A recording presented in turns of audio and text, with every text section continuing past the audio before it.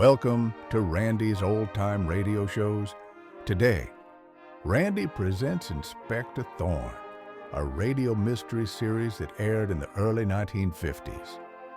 Starring Carl Weber as the astute and soft-spoken Inspector Thorne, the program offered intriguing murder cases solved through sharp deduction and keen observation. Though not as long-running as other detective series, Inspector Thorne gained a loyal audience with its well-crafted stories and suspenseful plots. Today, we revisit these classic episodes and remember a time when radio detectives captured the imagination of listeners across America. And now, the National Broadcasting Company presents Inspector Thorne in The Vacant Lot Murder Case.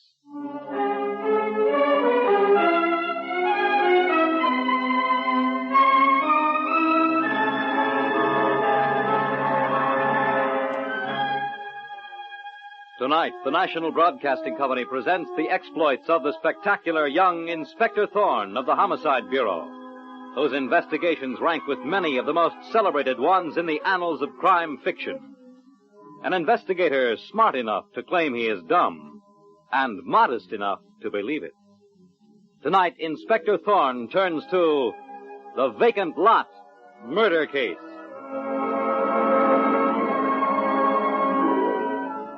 As tonight's Inspector Thorne murder case opens, picture, if you can, a vacant lot, late on a summer evening.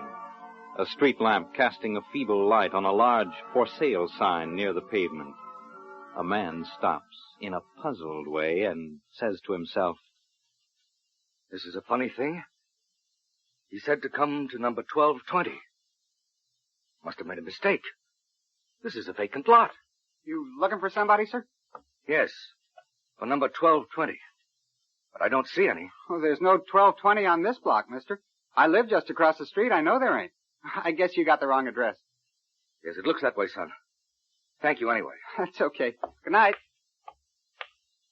I wonder if this is a trap. Just what I thought. You lured me here to murder me. Help! Police! Killed me. What a fool I was. Come here.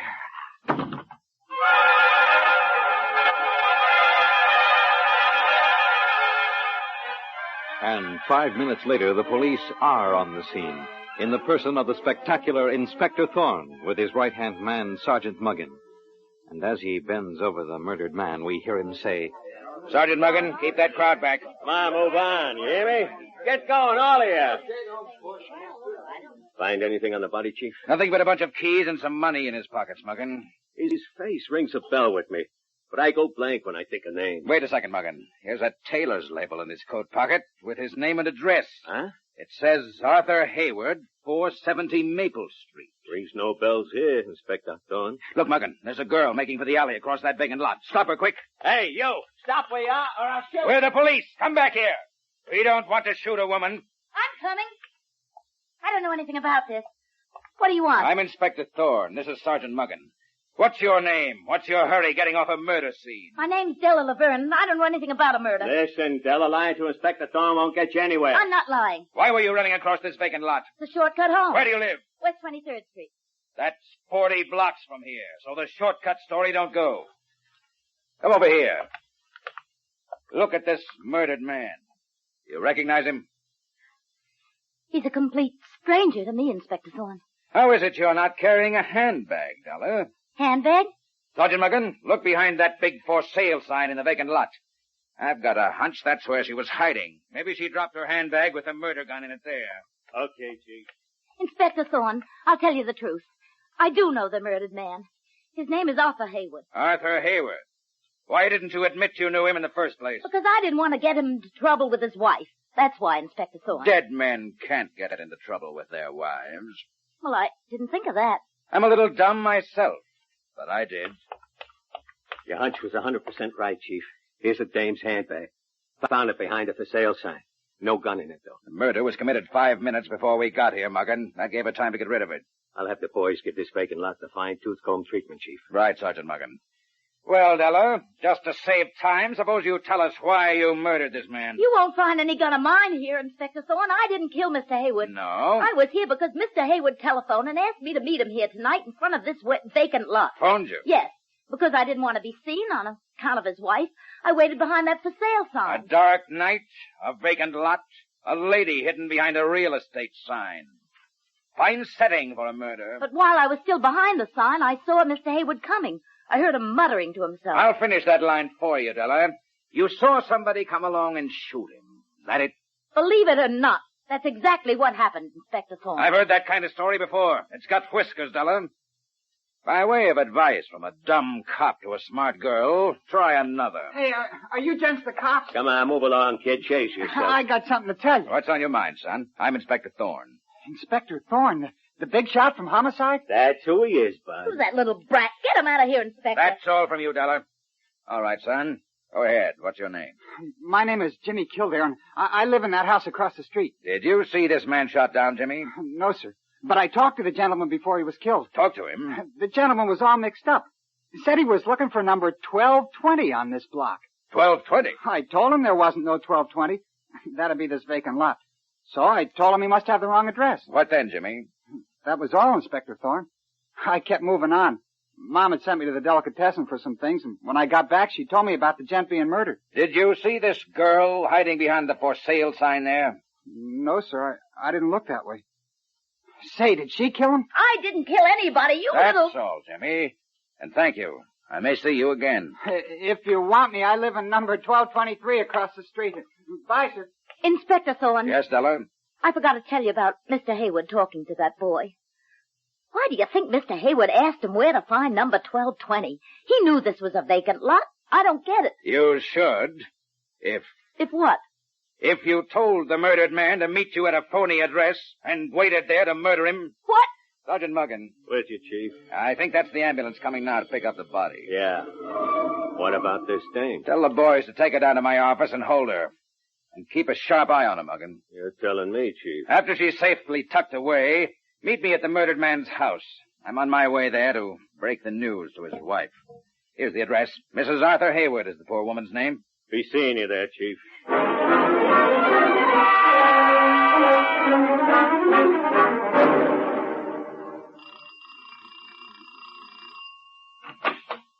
Yes?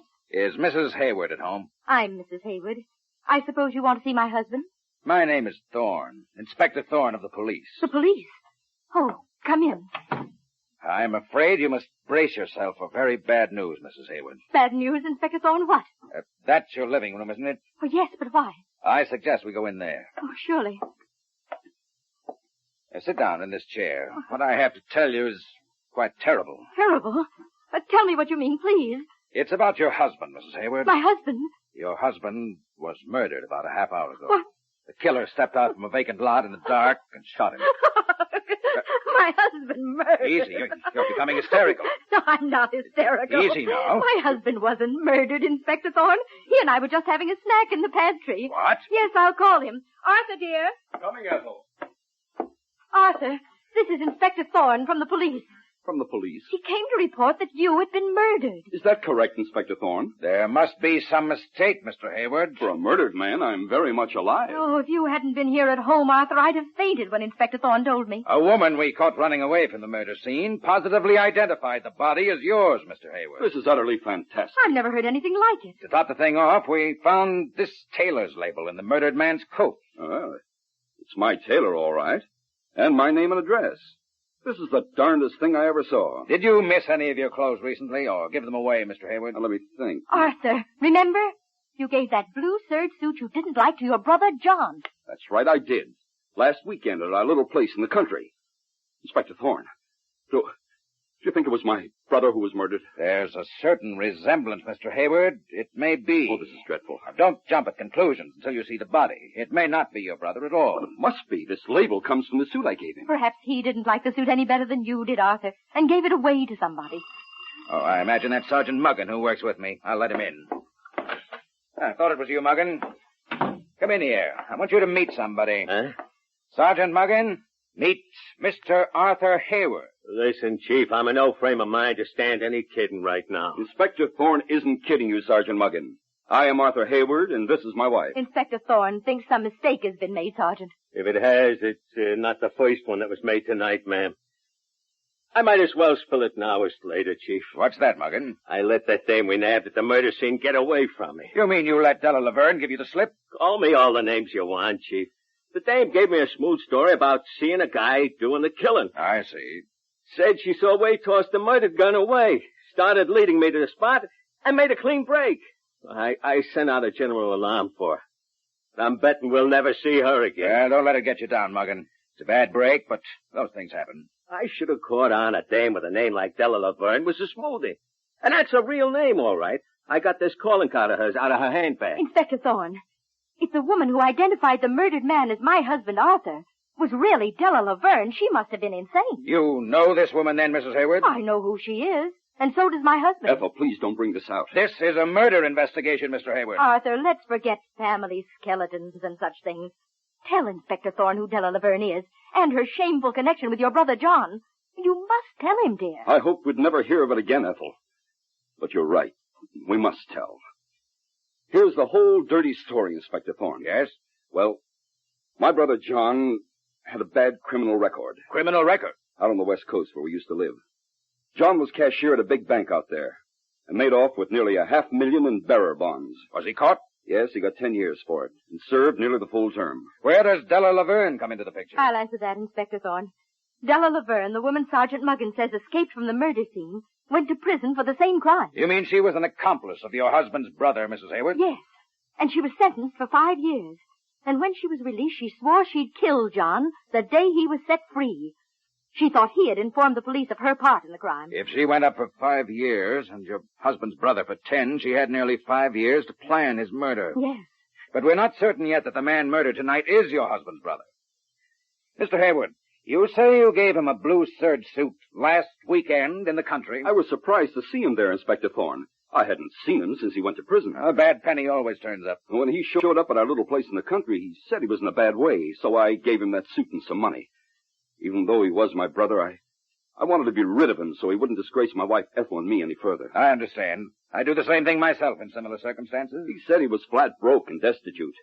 I was so upset seeing him. It never occurred to me to ask what he did with $500,000 he stole. That's just what I was thinking, Inspector Thorne. Maybe that woman, Della Laverne, has the money. How could she have it, Ethel? Have you forgotten what happened when she got out of prison 5 years ago? I remember she came here and tried to blackmail you for a lot of money. What's that? She tried to get $10,000 from Arthur, under threat of making it public that the notorious criminal John Hayward was Arthur's brother. What did you say to that, Mr. Hayward? I recalled the old saying, never to give a blackmailer the first dollar, and threatened to have her arrested.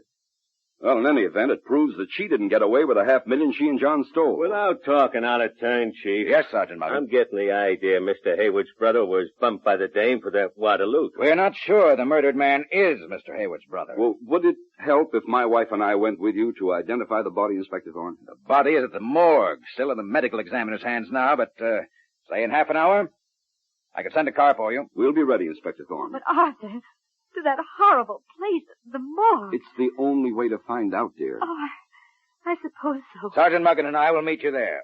Goodbye till then. Somebody should bat me one for letting that Laverne dame slip out of my hands. Forget it, Muggin. When we get to the car, radio the Department of Criminal Records. What about, Chief? Tell them to get the full file and photographs of Della Laverne and John Hayward up to my office, quick. Gotcha, Inspector Thorne. And a few moments later, as Inspector Thorne is scanning the criminal records of John Hayward and Della Laverne in his office at the Homicide Bureau, we see Della herself excitedly knocking on the door in a notorious criminal hangout in New York's Lower East Side. Yes, Macy! Open the door. It's me, Della. Hurry. Have you got the brains of an idiot coming here? I got brains enough to trick Inspector Thorne and the stupid cop with him, Sergeant Muggin. Get out of here, you fool. We'll both be pinched. Get out. I am not getting out, Slash. Don't think I'll take the rap for the murder of Hayward alone. I'll throw you to the police. Now, how could I put the rap for Hayward's murder on you? I didn't even know the man you call Hayward was murdered. You lie through your teeth. Inspector Thorne nabbed me on the scene and you tipped them off. But I made idiots of them. I made a getaway. You...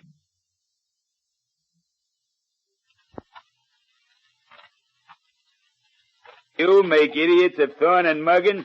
You're the idiot. I told you that phone call to meet Hayward at that vacant lot was phony, but no, you turned a deaf ear to me. You had that call put through to me yourself, Slash Macy. You planted me there so you could kill him and frame me. Listen, Della, don't try any tricks on me. It's unhealthy. You asked for it, Slash, and now you'll get it. Give me that gun and do it gentle and careful. Oh. I got you covered. Give it to me before I blow a couple of slugs in you. Oh, no, I'll give you the gun. Here, I'll drop it on the floor. Now let's talk sense. You think I believe you made a getaway from Inspector Thorne? It was Muggin that I tricked. You're tricking yourself, Della. I got away from them both. Listen, Della. Did he get your name? Yeah, I had a card in my bag. Besides, my name slipped out in the excitement. They had me caught. Okay. You got one chance left, Della. One last chance. How? What last chance? Run back to Thorne at the Homicide Bureau. Turn myself in. I've got you off hot spots before. Oh, what if you have? I'm telling you for the last time, Della. Rush as fast as your legs will carry you to Inspector Thorne. Put on the act. Tell him you were scared and made the terrible mistake of running away. Oh, it sounds crazy. It's your only chance, Della. Your only chance. Oh, all right, I'll go. But if you're tricking me Every second counts. Go.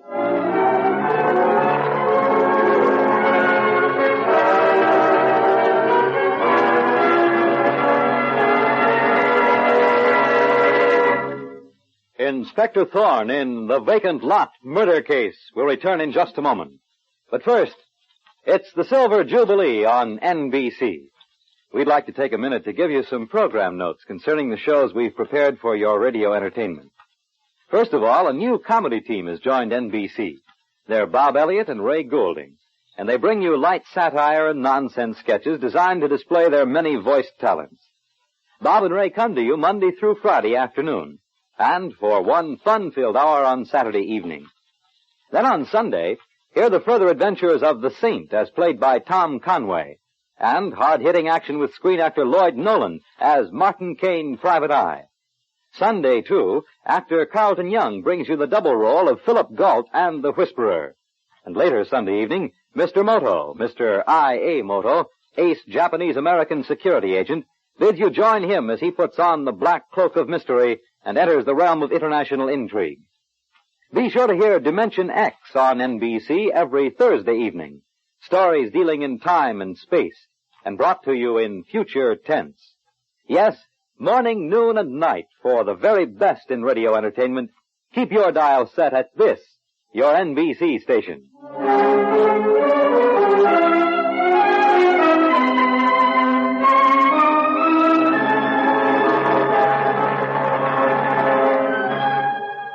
Now, back to Inspector Thorne and The Vacant Lot Murder Case.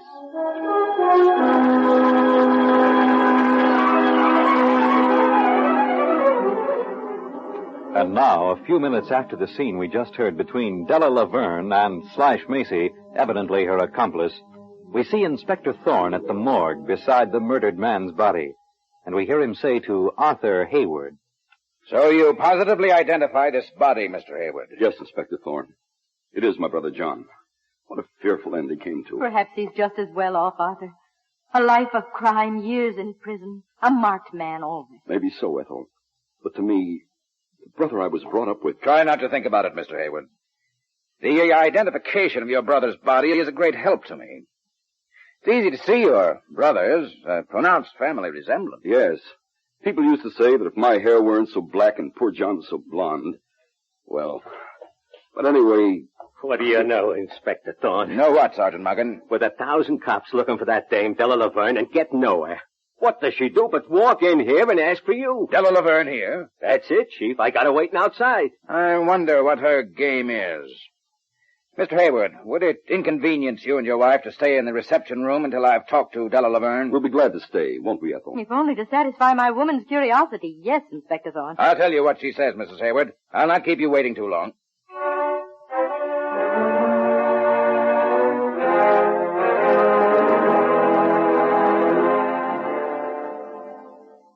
Well, Della, I wish I were smart enough to know what your game is coming here. You're a very clever man, Inspector Thorne. A very smart man. Thanks for the compliment, Della. But believe me, far from being smart, I'm blind on all fronts. except on catching murderers. What's your game coming here?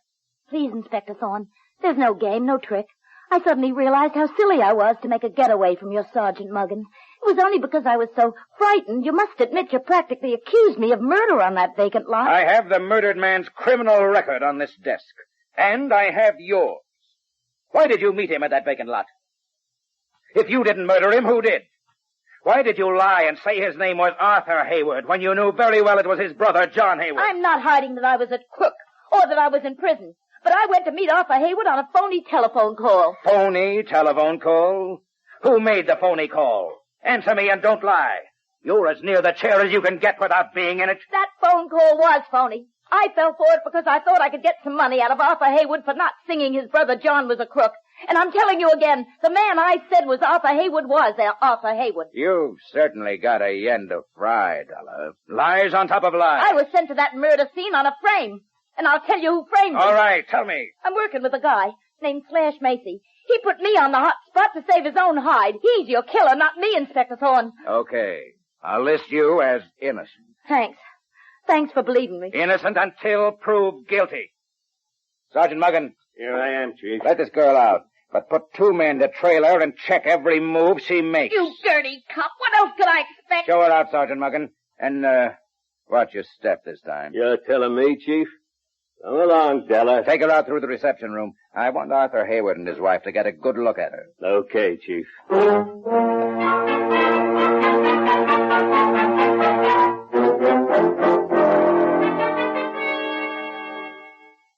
Well, Mr. and Mrs. Hayward, was that woman Sergeant Muggin led through here the one you know as Della Laverne? It's the woman who tried to blackmail my husband. No question. She's the one, Inspector Thorne.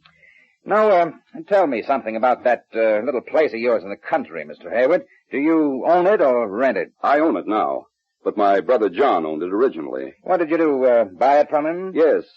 John told me he wanted the money to pay lawyer's fees before he went on trial for the $500,000 robbery he was accused of.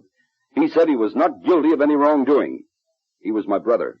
I believed him. The records here show he was guilty. I asked about the cottage because of the $500,000 he stole. It was never found. What? Never recovered? No. I've got an idea his coming to the cottage and asking you for a suit and some money was a ruse. Chances are his real object was to find the place empty and get the loot he may have hidden there. I don't see where he could have hidden it. But it might be a good thing for you to make a thorough search of the cottage and grounds, Inspector Thorne. I'll send a searching squad there at once, Mr. Hayward. Oh, here's a road map to help them find it. The place is off the beaten track. Fine, thanks a lot. Well, I'll not need you any longer, Mr. and Mrs. Hayward. Good night. The same car that brought you is outside, ready to take you back. That's very thoughtful of you, Inspector Thorne. Well, let's get started, Ethel. Yes, I'm ready for bed. Good night, Inspector Thorne.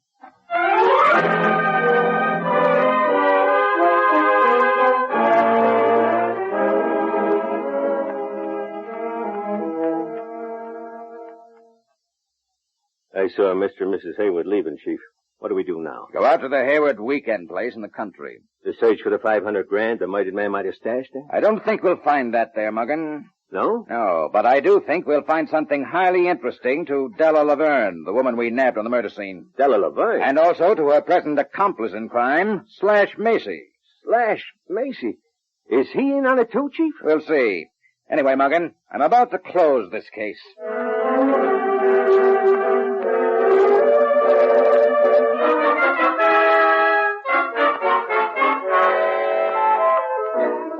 But is Inspector Thorne about to close the case as he said?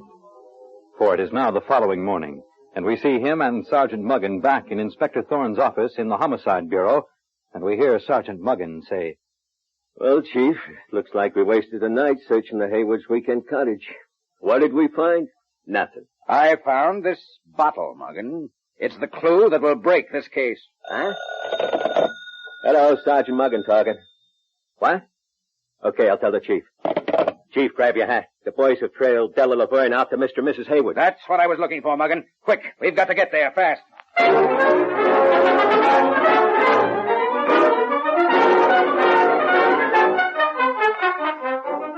And now at the Hayward's house we hear this. Della Laverne, what are you doing here? Who's this man with you? You know what we're after, Hayward. $500,000, Hayward. Don't stall if you don't want to be plugged. Arthur, he'll kill you. You got the idea, lady. 500 grand or he meets the angels. I haven't got it. You're mad. I don't know what you're talking about. I'm giving you 10 seconds, Hayward. 1, 2, 3, 4. Stop. I haven't got it. 5, 6, 7, 8, 9. Don't move, Slash, and I shoot to kill. Muggin, get that gun away from him. Don't move, Slash. Thanks, Slash. Not so tough as you act, huh? Handcuff him and Della Laverne together, Muggin. You don't understand, Inspector Thorne. Slash and I were just making a social call on Mr. and Mrs. Hayward. With a gun in your hand and murder in your heart. You're dumb, Thorne. Hurry, Muggin, with the cuffs. Right. All set, Chief. Got him. I didn't murder Hayward's brother, Inspector. Slash put him on the spot. Shut your trap, I'm doing the talking, Slash. This guy Hayward's got 500 grand that belongs to Della and me. Inspector Thorne, these people came to murder me for something I haven't got. How could I have the money my brother John stole and went to prison for? I know how. It's because you, Arthur Hayward, are not Arthur Hayward. You're actually the ex-convict John Hayward. You murdered your brother, Arthur. Ethel, give me that Tommy gun. Kill them all, John. Mow them down. There, Spurt Ethel. It's Thorne or... Muggin, drop to the floor. Point that Tommy gun to the ceiling, John Hayward. I've got you covered. He's got us, Ethel. He's got us. Drop that gun, John Hayward, or you're dead. Pick up the gun, Muggin. Get it out of the way. Right, Chief. Now, John Hayward. I'm not John Hayward. I'm Arthur Hayward. You got John's body in the morgue. Is that why you tried to kill me? I went off my Listen head. carefully. Here's the evidence that nails you as the murderer. Evidence? 1, the road map you gave me shows your fingerprints as those of the ex-convict, John Hayward. They match the prison fingerprints of John Hayward. Meaning me. Right. Now, here are 20 bank books in this woman's name who calls herself Ethel Hayward, your wife. They total $500,000. So what? Ethel here was actually the murdered man's wife. I think... I confess. I was his wife, Arthur's wife. Shut up, Ethel. You're sending us both to the chair. A confession may make the court lenient, John. Don't call me John, you fool. I'm confessing, John. Keep on, Ethel. When John went to prison, Inspector Thorne, he left the money with me, and I promised to wait for him. Yes? But I got tired waiting for him, so I got a divorce and married Arthur. And when John got out of prison, you and John murdered your husband, Arthur. That's the story, Inspector Thorne. John came to our weekend cottage, demanded the $500,000, and he and I murdered Arthur. What else could we do? I don't know, Ethel. But dumb as I am, that's the way I figured it. The only clue I had was this bottle of hair dye that John, the ex-convict here, used to dye his hair black to make him look like his brother Arthur. Oh, I see. That accursed bottle of hair dye caught John and me. That's all, I guess. I arrest you and John Hayward for first-degree murder. I'm ready to go. You're not so dumb as you made out. I am dumb, but I made out. Take him in, Muggin. Next stop, the chair.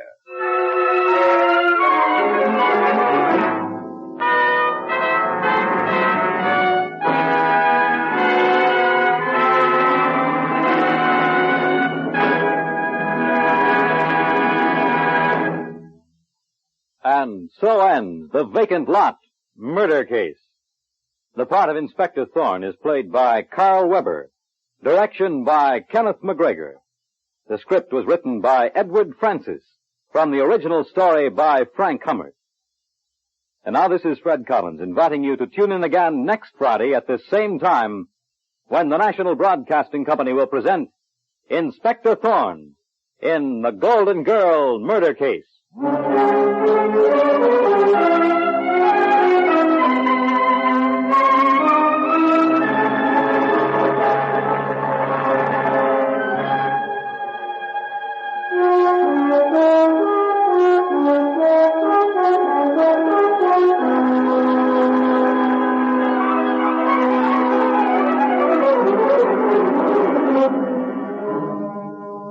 It's the Silver Jubilee on NBC.